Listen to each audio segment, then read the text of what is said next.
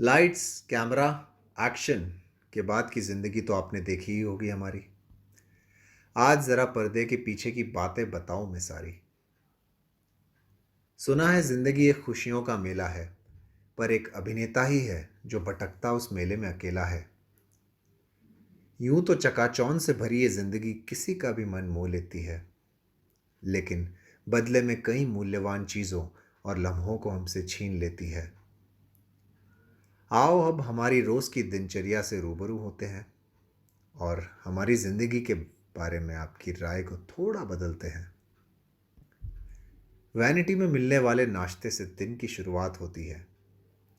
सिर्फ मुख्य अभिनेताओं की ही तो ठाट होती है, बाकी सब में तो बंदर बांट होती है। इसी तरह स्क्रिप्ट्स और रीटेक्स में उलझ के दिन से रात होती है। फिर हम बंधुआ मजदूरों के दिन भर के हिसाब किताब की बात आती है। 13 घंटे की मेहनत के बाद जब ये अभिनेता घर के लिए रवाना होता है, तब शायद ही किसी को उसकी याद आती है। फिर लगता है बचपन से इसी आज़ादी के तो सपने देखे थे, इसी आज़ादी के चाह में तो हम राह से भटके थे। अब एक परिंदे की आज़ादी जब अकेलेपन में बदल जाती है, तो कभी एक आज़ाद परिंदे को सहारा देने उसकी माँ तो नहीं आती है। अब जब हम थक हार के अपने घर पहुंचते हैं, तो पड़ोसियों की चुगलियों को सुन के भी अनसुना करते हैं, क्योंकि उन्हीं की वजह से तो हम अपने आप को समाज में स्थापित कर पाते हैं।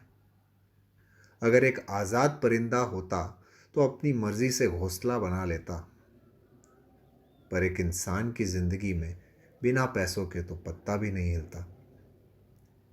बड़ी मुश्किल से उधारी के दम पे पेट का जुगाड़ हो पाता है। इन चक्करों में बचा कुचा पैशन और एक्टिंग का कीड़ा भी जहन से बाहर आ जाता है।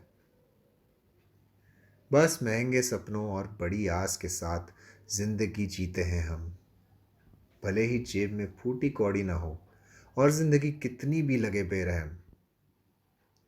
बस यही सोचते रहते हैं कि कल सुबह के उगते सूरज के साथ एक नई उम्मीद जागेगी और एक पल में ये सब मनहूसियत हमारी जिंदगी छोड़ के भागेगी। हर जश्न में जाते ही चार चांद लगा देते हैं, उदास चेहरे पर भी मुस्कुराहट ला देते हैं। हर महफिल में एक साथी ढूंढते हैं जिसके संग अपने मन की बातें कर सकें, लेकिन मन में हमेशा एक डर बना रहता है कि गलती से किसी हैवान से पाला ना पड़े।